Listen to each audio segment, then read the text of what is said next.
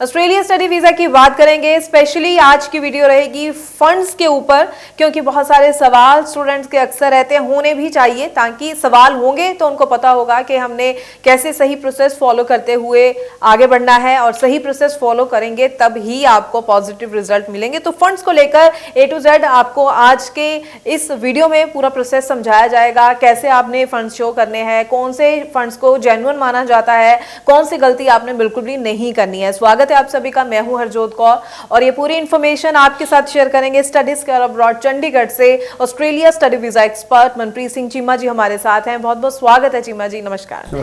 तो जैसे कि आप हमेशा ही स्टूडेंट्स को गाइड करते हैं बहुत ही अच्छे ढंग से फंड्स को लेकर, अक्सर हम स्टूडेंट्स के जब भी सवाल आते हैं तो हम हर बार जो है उन सवालों को लेकर वीडियो लेकर आते हैं। आज भी ज़रूर चाहूँगी मैं, क्योंकि अभी जुलाई इनटेक के लिए जिन स्टूडेंट्स ने अप्लाई करना है, खासकर वो स्टूडेंट्स जो अभी +2 के एग्ज़ाम दे रहे हैं, तैयारी कर रहे हैं, और उनके लिए भी पूरी information A to Z process funds को लेकर आप आज की इस वीडियो के ज़रिए ज़रूर समझाइए। जी मैम, देखो मैं हमेशा ही बोलता हूँ कि एकेडमिक्स के साथ अब फाइनेंशियल्स भी उतना इंपॉर्टेंट रोल प्ले कर रहे हैं। तो अगर हम बोलें कि एकेडमिकली बच्चा बहुत स्ट्रांग है लेकिन वो फाइनेंशियली स्ट्रांग नहीं है, मतलब फाइनेंशियली उनके पास डॉक्यूमेंट्स नहीं है प्रॉपर, फिर भी वी कांट अप्लाई। मतलब ऑस्ट्रेलिया बहुत स्ट्रिक्ट हो गए इन चीज़ों को लेके।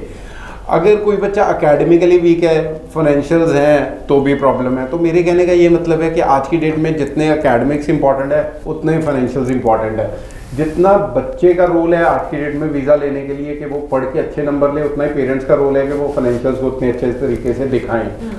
तो financials yes, it's a very important part, क्योंकि ऑफर लेटर तो आ ही जाएगा। ऑफर लेटर तो 24 घंटे में भी दे देता है हाई कमीशन, लेकिन फाइनेंशियल्स कैसे रेडी करें।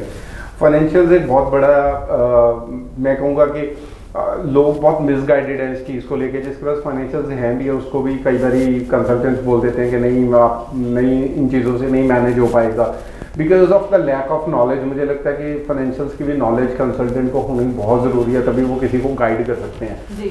अब इन शॉर्ट कैसे फाइनेंशियल्स चाहिए, देखो पहली चीज़ तो इनकम और फंड, ये दोनों डिफरेंट चीज़ें हैं और दोनों साइमल्टेनियसली चलती हैं अप्रूवल के लिए। बट एक तो इनकम कि ITRs कितनी हो, ITRs अगर पेरेंट्स शो कर रहे हैं तो मिनिमम ITRs आज की डेट में यूनिवर्सिटीज़ बोल रही हैं कि पेरेंट्स 12 लाख मिनिमम, कुछ यूनिवर्सिटी तो 15 लाख भी देख रही हैं, तो मिनिमम 12 लाख इनकम दिखाएं। और फाइनेंशियल्स तो depend upon the fees of the university होता है। 1 साल की फीस, 1 साल के लिविंग एक्सपेंसेस और वन टाइम ट्रैवल को हम कैलकुलेट करते हैं। वो यूनिवर्सिटी की फर्स्ट ईयर की फीस के ऊपर डिपेंड करता है। अगर यूनिवर्सिटी की फीस कम है तो फंड कम होंगे, यूनिवर्सिटी की फीस ज़्यादा है तो ज़्यादा होंगे।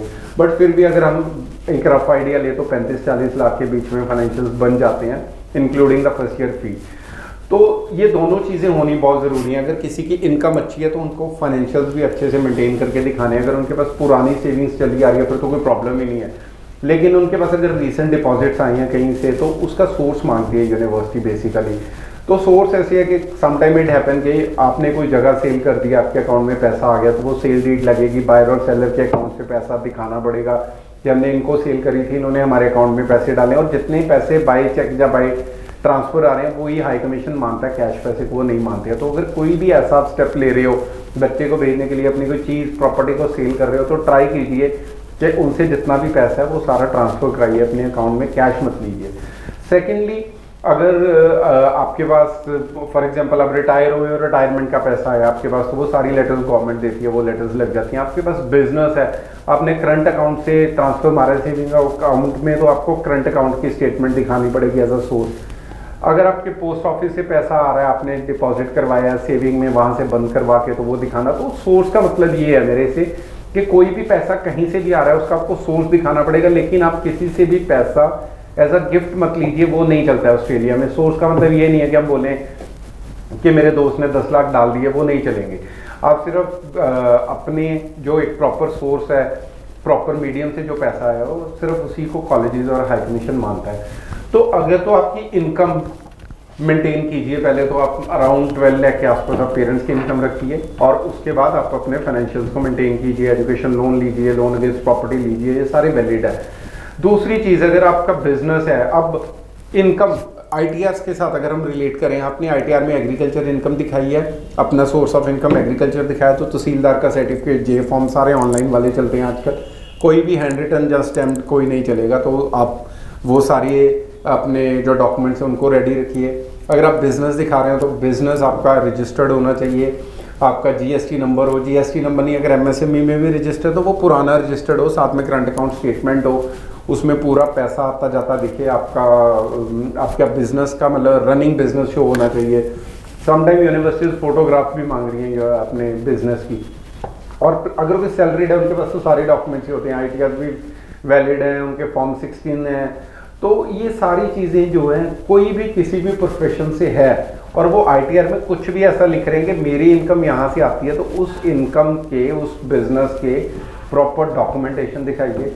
और अपने फाइनेंशियल्स में जितने भी फंड्स आपके अकाउंट में हैं अगर वो रिसेंट आए हैं तो उनका सोर्स दिखाइए।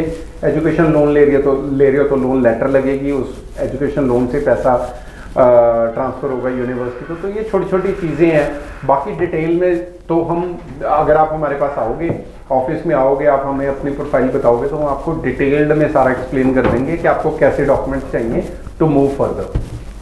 जी बिल्कुल, तो आप समझ चुके हैं सभी स्टूडेंट्स को, जैसे कि मनप्रीत जी ने बहुत ही प्रोसेस वाइज समझाया कि सही ढंग से जेन्युइन वे से किन हम फंड्स को जेन्युइन मान सकते हैं और राइट प्रोसेस किसे माना जा सकता है। तो आई होप आपको क्लैरिटी ज़रूर हो चुकी है, लेकिन फिर भी कोई सवाल है, कोई डाउट है तो जो नंबर डिस्प्ले है स्क्रीन पर, इस पर कॉल कीजिए, सही इन्फॉर्मेशन के साथ ही आगे बढ़िए, या फिर स्टडीज़ केयर अब्रॉड चंडीगढ़ के ऑफिस आप विजिट कर सकते हैं और अपने साथ अपने डॉक्यूमेंट्स साथ में ज़रूर लेकर आइए ताकि उनकी असेसमेंट की जाए और उसके अकॉर्डिंगली आपको पूरा सही प्रोसेस गाइड किया जा सके। बहुत बहुत थैंक्स मनप्रीत जी ये पूरी इन्फॉर्मेशन स्टूडेंट्स के साथ शेयर करने के लिए। आगे भी हम स्टूडेंट्स के लिए इसी तरह से और इन्फॉर्मेटिव वीडियोस लेकर आते रहेंगे। फिलहाल के लिए हमें दीजिए इजाजत। Thank you so much. Thank you ma'am.